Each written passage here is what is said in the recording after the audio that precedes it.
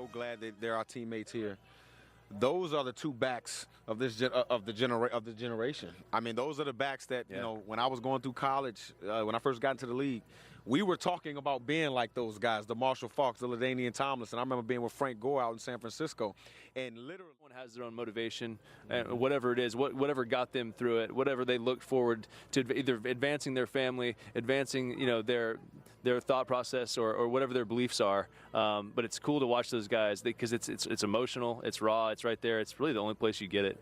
Yeah, it's a really real moment for them. And you guys grew up watching them and following their careers. What was it like when you finally got to meet them? Was that so weird?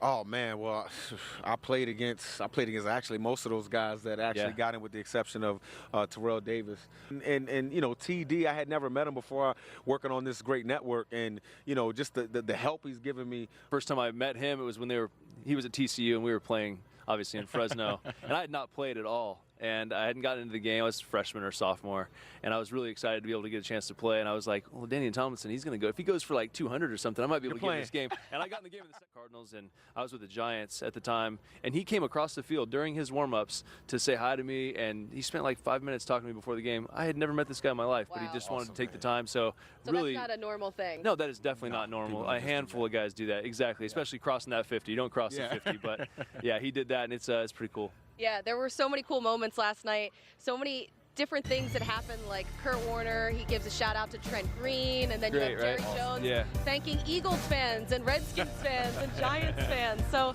a really cool night.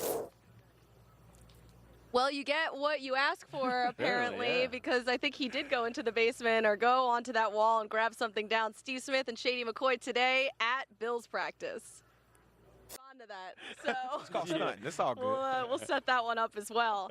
LaShawn McCoy really heading off that #1 rushing offense for the Bills the last 2 seasons. That hasn't been the problem for the offense. It's been the passing game. That was 30th in the league last year. So they got to find some balance there on offense. Sammy Watkins got to stay healthy too. That'd be great. I was just about to go into that. Really if they can keep these guys on the outside healthy for Tyrod Taylor, so that they can lift that extra defender out of the box for the run game. I mean, that's what's holding the team back. Because I like Tyrod a lot as a quarterback. I think he causes a lot of headaches for defensive coordinators. He doesn't turn the ball over. He doesn't. and he has hidden yardage. Too. Yep. He's a really good football player. So they just need to stay healthy on the outside and give him some help. Yeah, and Sammy Watkins, he's got to stay healthy for Sammy because they didn't pick up his 5th-year option. Exactly. So, it's getting to be that time. No. Yeah, it's all going to be this year for him. So hopefully he does stay healthy as the Bills try and make it back to the playoffs for the first time since 1999. Ooh. That is a long drought. So we'll see what happens. about you. I was not quite there. Not quite there yet. What a moment for all of the new Hall of Famers just to be up on that stage in front of all of their peers in the gold jackets.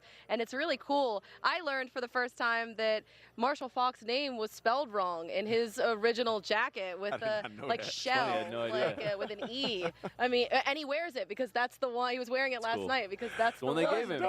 Yeah, rocket. But Jason Taylor, one of the guys that was enshrined last night, who I continue to say he still looks like he could play. Oh, it looks like he could play. Have you seen the movie 300, King Xerxes? Oh, yeah. That's Jason Taylor. That's Colin Xerxes.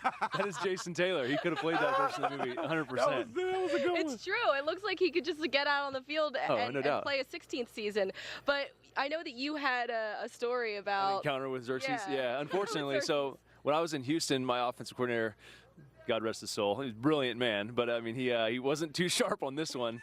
He was like, okay, we're going to run a reverse. So you're going to toss it to Jabbar Gaffney, and if you're in shotgun, you can catch a pass as a quarterback. And I'm like, all right, I'm with you so far. We're going to run it to Jason Taylor's side. He'll never expect it. He's very aggressive. And I'm like, he's also pretty good, so pretty smart. Toss the ball, he runs over. I make eye contact as I'm leaving the pocket with Jason, and that was the worst thing that I could have done because he locked eyes with me, and he was right on my hip the entire time. Ball was thrown. I tried to catch it. I went out of bounds, but no, Jason was he's not only a great player, but he was smart. Physical specimen, as we all just have talked about, but fantastic football player, just like all these guys. I know for me, I can't remember whether it was Washington or maybe one of those Miami years. On his side, I had a 3 technique slide out to a 5 technique, which put him from the tackle to being on me. You. Now. Yep. And it happened like at the instantaneously. Quarterback can't help you. Like nothing's gonna happen. Nobody can help me. I can't even tell him to change the play. I'm like, Alex, change.